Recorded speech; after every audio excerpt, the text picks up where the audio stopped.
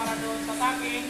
So ngayon, i-orient ko kayo doon sa mga makina ang gagamitin natin. Ano po? Kasi po, as of now, ang makina po natin dito is itong klase. Ano po? O dalawang klase, I mean. Pero ang isa ay meron tayong transformer type, meron tayong rectifier type, meron tayong inverter type. Ano po?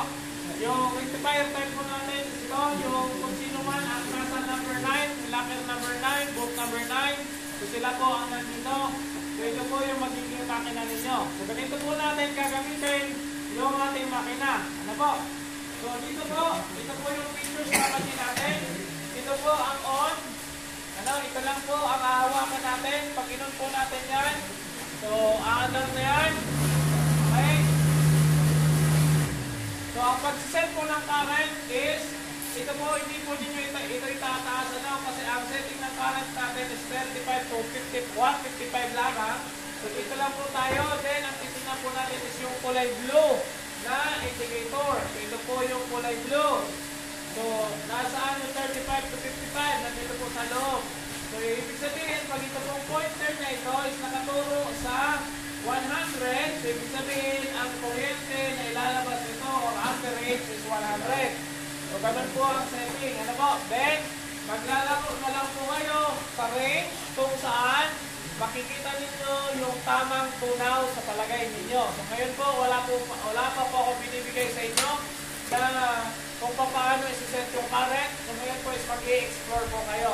Then later on, sa training natin, ituturo po natin sa inyo ang tamang pag-set ng current. So ngayon po is, ito lang po muna yung basic. Ano po? So yan.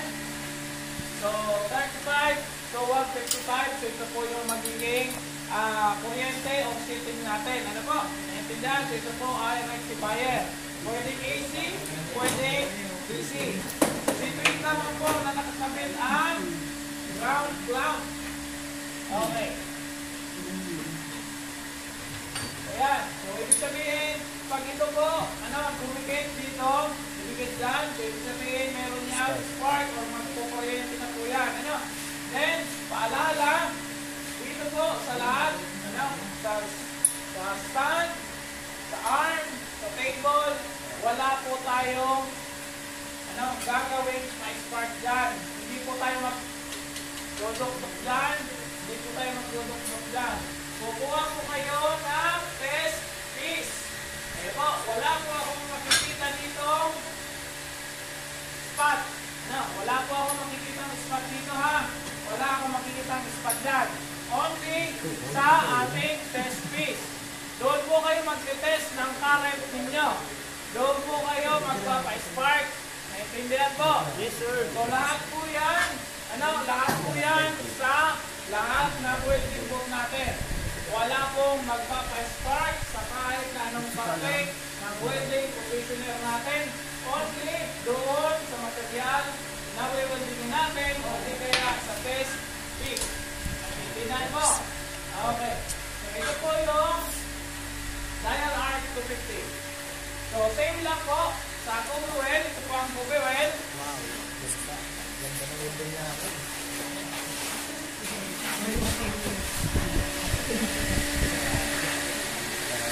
So, ito po ang Kobe Well.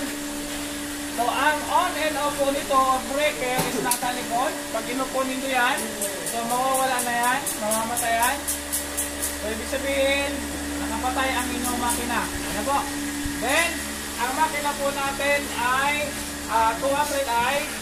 So, meron po siyang features na pang arc force and pang current. Ano po?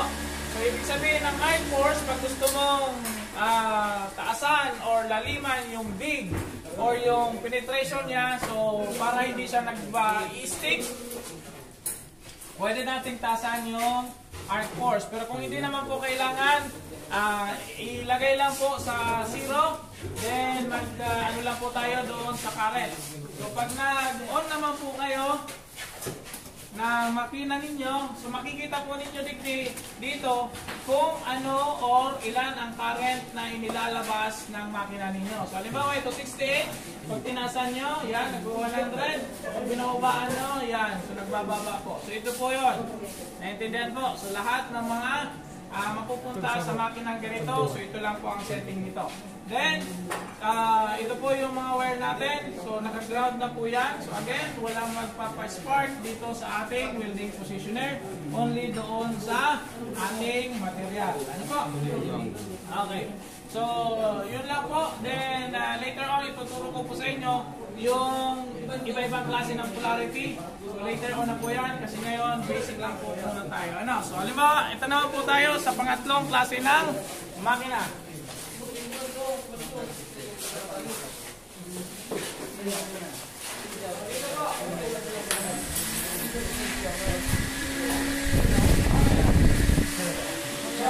po yung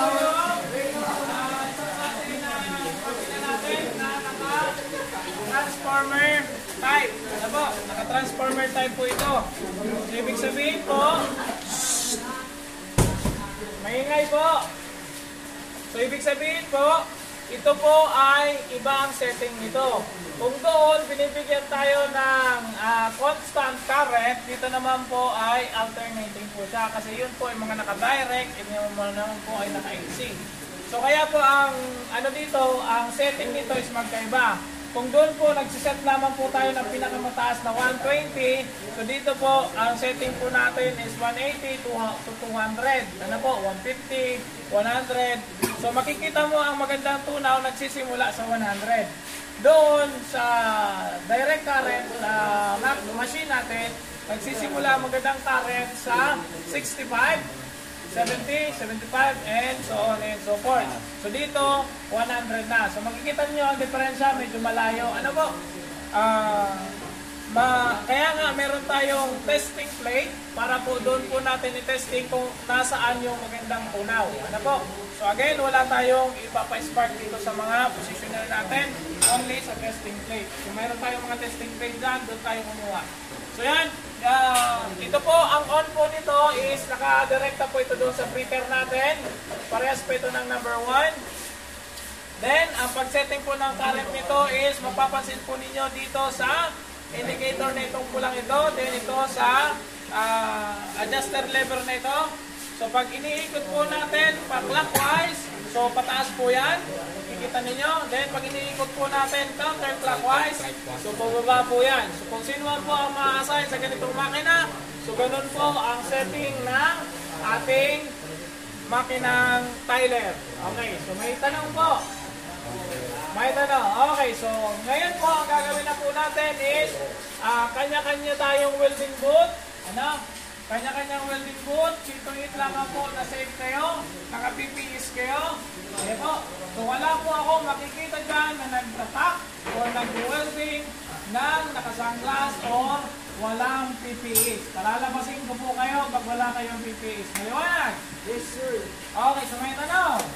Oo, sir. Wala na? Okay, so pwede na magsimula. Okay, so kung ready na po, okay na, sige na, pwede na magsimula. Goods na tayo.